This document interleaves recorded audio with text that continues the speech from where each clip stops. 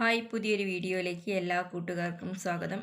ഇന്ന് വന്നിരിക്കുന്നത് നമ്മുടെ വീടുകളിൽ നമുക്ക് ഒരു കണ്ടിക്കിഴങ്ങ് എങ്ങനെ നട്ടെടുക്കുക എന്നുള്ളൊരു വീഡിയോ ആയിട്ടാണ് കേട്ടോ. അപ്പോൾ ഞങ്ങളുടെ വീട്ടിൽ ഞങ്ങൾ കണ്ടിക്കിഴങ്ങ് ഉണ്ടാക്കുന്ന രീതിയാണ് നിങ്ങളിലേക്ക് ഞാനിന്ന് ഷെയർ ചെയ്യുന്നത്. അപ്പോൾ ജൈവവളം ഉപയോഗിച്ചാണ് കേട്ടോ ഈ ഒരു കണ്ടിക്കിഴങ്ങ് ഒക്കെ നടുന്നതിന് മുമ്പ് ജൈവവളമൊക്കെ ഉപയോഗിക്കുന്നുണ്ട്. അപ്പോൾ അതെങ്ങനെയാണെന്ന് നിങ്ങൾക്കൊന്ന് കാണിച്ചു തരാം. അതിനായിട്ട് ഞാനിപ്പോൾ എൻ്റെ വീട്ടിൽ ഫുഡ് വേസ്റ്റും പച്ചക്കറി വേസ്റ്റും ഒക്കെ ഇടുന്നൊരു പാനയാണ് കേട്ടോ. ഇതുപോലെ 2 പാനകളുണ്ട്. ഇതിൽ നിന്ന് മുൻപൊക്കെ എടുത്തിട്ടുണ്ടായിരുന്നു. ഇത് കുറേ മുമ്പുള്ളൊരു പാനയാണ് കേട്ടോ. അതുകൊണ്ട് തന്നെ ഇതിലുള്ള ജൈവവളമൊന്നും ഉണങ്ങിയിട്ടുണ്ട് കേട്ടോ. ഇത് നല്ല പൊടി രൂപത്തിലാണ് കേട്ടോ ഉണ്ടാവുക. നമ്മൾ ഇപ്പോൾ കുറച്ച് ഇത് എടുക്കാത്തത് ആദ്യമൊക്കെ എടുത്ത സമയത്ത് നല്ല പൊടിവളമായിട്ടുണ്ടായിരുന്നു. ഇത് കുറച്ച് ലേറ്റ് ആയതുകൊണ്ട് താഴോട്ടുള്ളതൊക്കെ നല്ല കട്ടിയിൽ ഉണങ്ങി കിടക്കുകയാണ് കേട്ടോ. അപ്പോൾ ഇത് നമ്മൾ എടുത്തിട്ടുണ്ട്. എന്തായാലും ഉണങ്ങിയതായാലും നല്ല വളമാണല്ലോ, നമ്മളിത് ഉപയോഗിക്കുമ്പോൾ വെള്ളം ഒഴിച്ചു കൊടുക്കല്ലോ.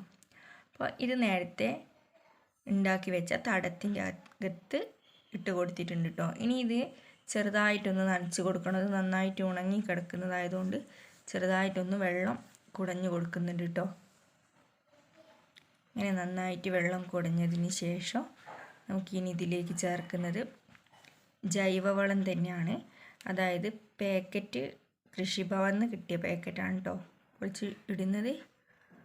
അപ്പോൾ അതിൻ്റെ അകത്ത് നിങ്ങൾക്ക് കാണാൻ പറ്റുന്നുണ്ടാവും ഒരു വലിയ പുഴു.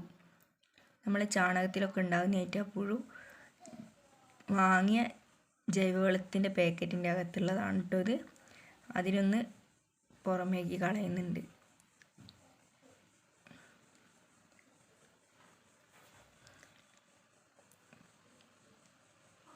കണ്ടിക്കയൊക്കെ നമ്മൾ വീട്ടിൽ ഉണ്ടാക്കുന്നതാണ് ഏറ്റവും നല്ലത്. പുറമേ നിന്നൊന്നും വാങ്ങി കഴിക്കാതെ നമുക്ക് ജൈവവളം വെച്ച് വീട്ടിൽ തന്നെ നല്ല കണ്ടിക്കയൊക്കെ ഉണ്ടാക്കിയെടുക്കാം. അതുപോലെ വൈകുന്നേര സമയത്ത് മക്കൾക്ക് കൊടുക്കാനും വീട്ടിൽ ചായക്കൊക്കെ ഇങ്ങനെ ഉണ്ടാക്കാം. ഇവിടെ കുറേ വിളവെടുത്തിട്ടുണ്ടായിരുന്നു. പക്ഷേ അതിൻ്റെ വീഡിയോ ഒക്കെ എൻ്റെ ഫോണിൽ നഷ്ടപ്പെട്ടതാണ്. കുറേ വീഡിയോസ് ഉണ്ടായിരുന്നു അങ്ങനെയുള്ള കൃഷികളൊക്കെ നഷ്ടപ്പെട്ടു പോയി. ഇനി അടുത്ത വർഷത്തത് നോക്കാം. ഇതിപ്പോൾ നടുന്നൊരു വീഡിയോ ആണ് കേട്ടോ. അപ്പം വാങ്ങിച്ച വളം കൂടി ജൈവവളം കൂടി വെക്കുന്നുണ്ട്. ഇനി ഇതാണ് കേട്ടോ കണ്ടിക്കിഴങ്ങിൻ്റെ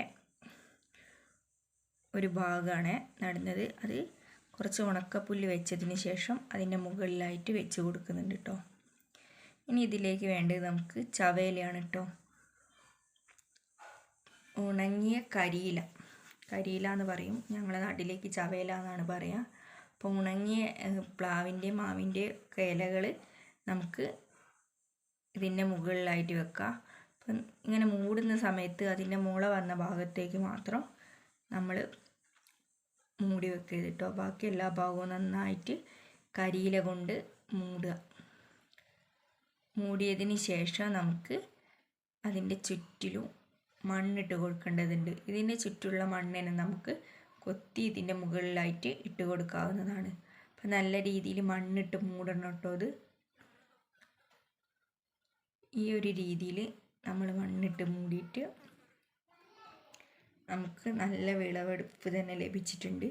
ഈ ഒരു രീതിയിലാണ് നിങ്ങൾ കണ്ടിക്കിഴങ്ങ് ചെയ്യുന്നതെങ്കിൽ നിങ്ങൾക്ക് നല്ല രീതിയിൽ വിളവെടുക്കാൻ പറ്റും. ഇതാണ് കേട്ടോ ഇത് നടുന്ന ഞങ്ങളെ കൃഷി രീതി.